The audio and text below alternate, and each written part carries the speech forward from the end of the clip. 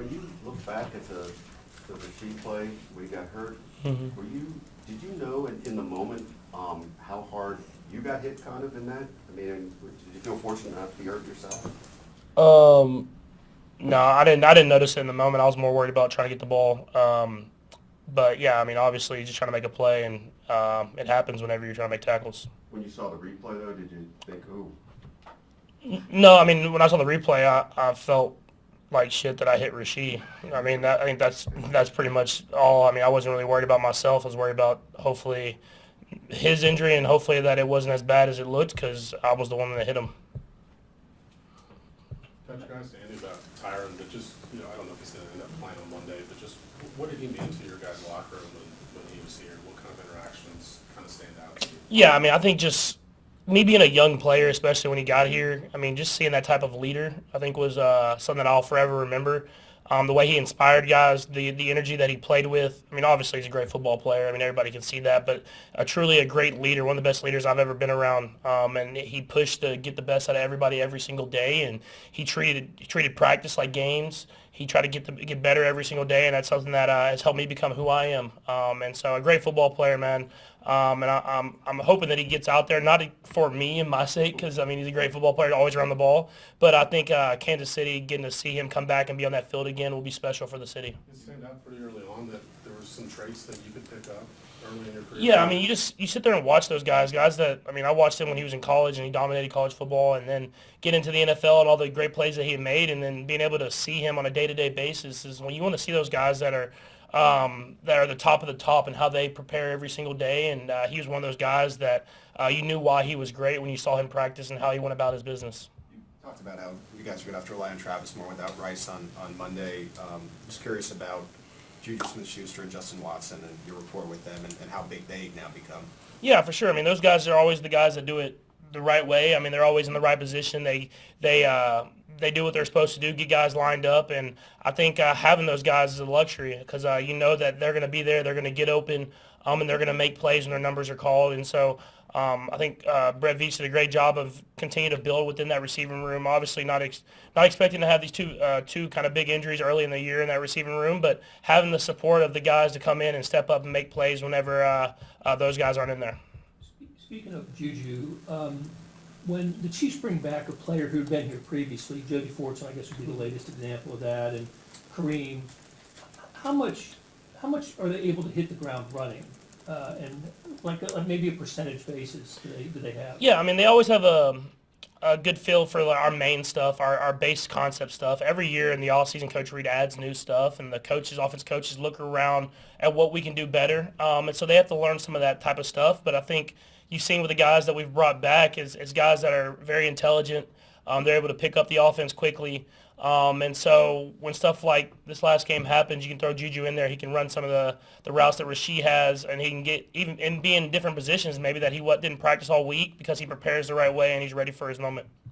You injuries are part of the game, but you guys have been hit pretty hard so far this year offensively. What's the difficulty for you in adjusting to a lineup that's seemingly different every week? I don't. Once the week goes on and you go through your game plan, it's usually pretty smooth because you have an understanding of the guys and what we're trying to do in the concepts of the plays. They're in the game sometimes, especially how it happened this last game early, where obviously Rashee's a huge part of the game plan. You have to kind of throw guys in there and try to make that timing up. And coach tries to get that done in practice. He tries to throw guys in certain situations, but obviously there's limited reps. But I thought the guys did a great job of accepting the challenge and being in there in those moments. And but Coach Reid does a great job of getting guys prepared and ready to go throughout a week of game plan. And we had an extra day this week, so I'm sure guys will be ready to go out there and play some great football. You face a Dennis Allen defense, like in almost any week. Is there an expectation you guys are going to have to sort of do that methodical, work your way down type? Yeah, I think just very intelligent coach. I mean, someone that does a lot of different things. He's a game plan specific coach. Someone that it's not all about his defense. He looks at the offenses and what they do best. He tries to take those away, and he's really good at it. And so he'll throw changeups in there you might have not seen the entire season or in his past because he thinks this might work this week. So it'll be a great challenge for us. They play a physical team. They play extremely fast. And they have a lot of great players and veteran players, so they can kind of get away with stuff because they know what they can and can't get away with. So you got to make sure that you're really on top of every single check at the line of scrimmage and prepared for everything whenever you step to the football.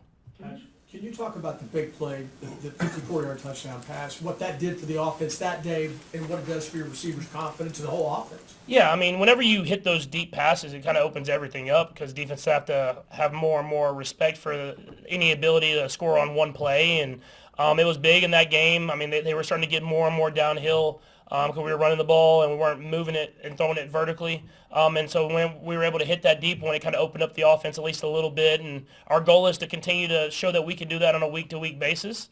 And even more than one time a game. So there was more opportunities in that game to go downfield, so I have to continue to push the ball down the field so that it opens up everyone else underneath. We'll go a few more. We'll go Nick, Todd, and then Blair. Go ahead, Nick. Patrick, when you're building chemistry with a new receiver, a guy you haven't worked with in a while, how long does it normally take for you guys to see the field the same way? It depends on every receiver. I think we have a lot of intelligent receivers in this receiving room right now, and so I feel like we're all seeing the field the same way. But now it's about me just having that trust and giving them those shots to make plays in traffic and stuff like that. And so, like I did with Xavier on that deep one, I think there was more opportunities to throw even to him later on in that game. And so just continue for myself to give him those chances to go out there and make plays and be the receiver that he is. And that goes throughout the entire receiving room, the tight end room, and the running back room. A couple of non-football things. I mean, you're pretty excited about this Royals playoffs, kind of moving on here to be back here in town. What's your excitement level for that? Yeah, I mean, it's awesome. I mean, it's great for the city. I mean, I've heard all the stories about how awesome the environment was the last time they were in the playoffs, and they're going to go up against a great baseball team in the Yankees, historic baseball team. And so I'm just excited for these guys. I mean, they're hungry. They're playing great baseball right now. And to be at the K, a sold-out crowd hopefully, and get to see that October baseball there is going to be special. And on our radio station this morning, known Yankee fan Garrett Dieter may be sniffing around for you for tickets. Is that appropriate for someone like that? Yeah, man, I'll let him be there because when we hopefully win, I'll get to talk trash. So no, it's he's a big Yankees fan. I think if the Yankees lost this series, he might have to move cities. So let's see if we can do that for him. Keeping with the baseball theme, it just occurs to me that because of the sport you play, have you ever been to a postseason baseball game? I've been to a postseason baseball game. Back when I was in high school, the Rangers made the World Series a couple of times, and so I got to see them lose, I think, Game 5, against the Giants one year, and then I watched them lose, or maybe win the game that I was at when they went up against the Phillies, and they ended up losing in Game 6 on that ball on the warning track. So, I mean, I've had some close heartbreaks there with the Rangers, but the Royals are going to turn it around for me. Get the swelling out of his knee, and then he's going to have further tests next week. So we really don't have anything to tell you from there. We'll see how these tests go next week and once the swelling's out there.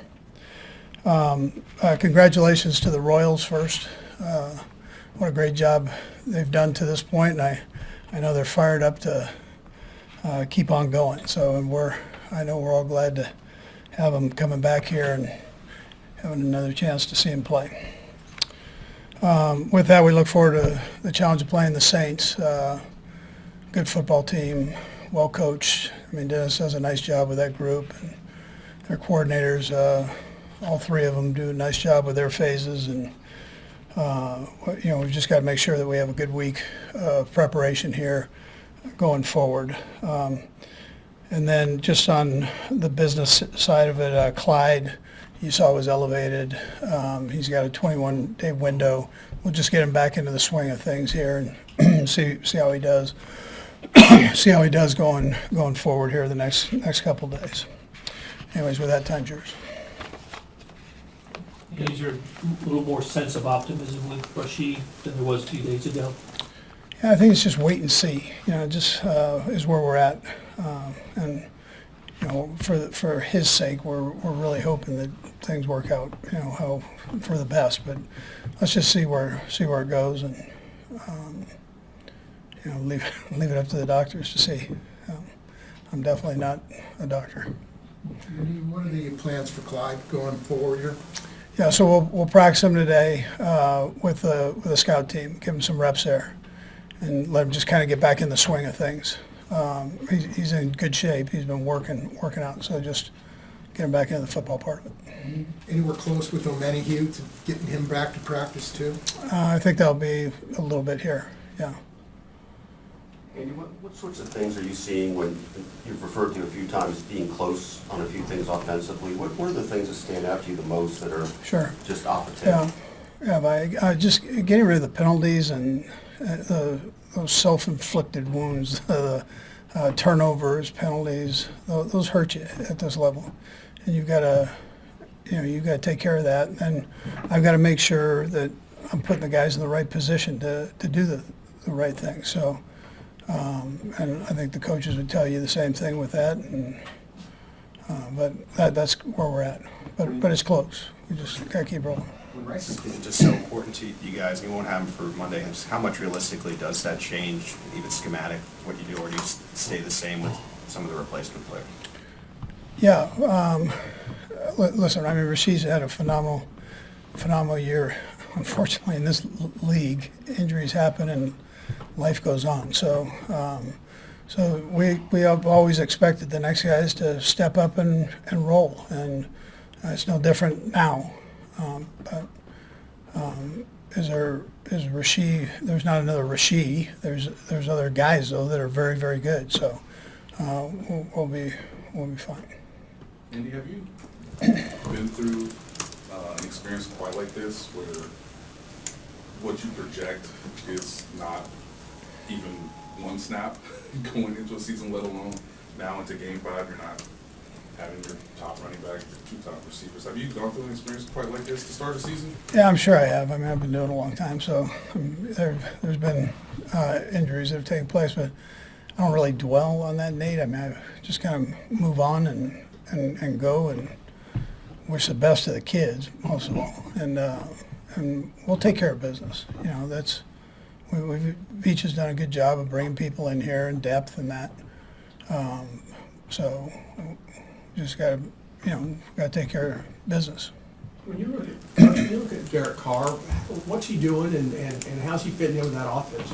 Yeah, he's doing a very nice job. He's always been a good player. I mean, there hasn't been a question from our standpoint on that part. So they're doing a good job of protecting him, and he's doing a good job of delivering it to their receivers, and they've got good skill players there. So and good running back who also was involved in the pass game and the run game. But he's done a very nice job. Yeah. I don't know if Tyron will play, obviously, in the last game, but just wonder if you could speak to what he meant to sort of the defensive shift you guys had here. This also what you've seen in the 3 years from New Orleans. Yeah, phenomenal player. I'll vote for him for the Hall of Fame going forward. I don't have a vote, but I would vote for him. So he's a tremendous leader. He actually makes this his home here. So I think when he's done, he'll probably come back here. So, but great kid, great player, brings a lot of energy. Yeah. Coach, the other player that you've got on the NFI list with B.J. Thompson, how's he doing in his rehab, and is there still a possibility to come back? Yeah, again, the doctors are monitoring him. He's doing good. Yeah, to answer your question, he's doing good. He's in all the meetings and that. And, he's heading in the right direction, but we just have to see on that. I think time is a big part of that. We'll see how that goes. One of the things you mentioned, being close on a couple things, looked like Jawan Taylor had a couple of those kind of penalties that were a problem for him last year early. Was it just officiating crew kind of thing, or was he getting in some bad habits? Those are correct. Yeah, he's got to fix those.